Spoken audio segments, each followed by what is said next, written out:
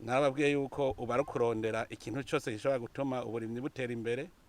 Uyu murima ni uw'iwanje nshaka kugira uw'akarorero, hamwe abarundi bazobona yuko twahomvye iminsi twamaze twahomvye, kuko nimwabona murumvise yuko nk'aha hari hakenya amazi, murabona ko ari ku mutumba hejuru, mugabo tuzokora ibishoboka vyose amazi aboneke, haba muci habe mu mvura hagume hari amazi.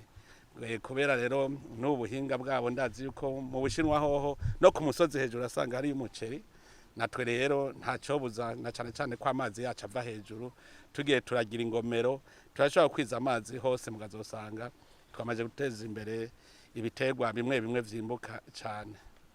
Ntiducike inkokora rero, igikuru tuve hasi twese dukore, muzobona ingaruka mu mwanya mutoyi cyane. Je ndazi neza ko mu Burundi twese twokora ko mu mpuzu nta myaka 5 ihari mutabonye igihugu atamyidogo irimo, mugabo turi ibinebwe nivyo vya mbere vyidoga. None rero dushaka kutidoga, nidukora ko mu mpuzu dukore, nta kindi.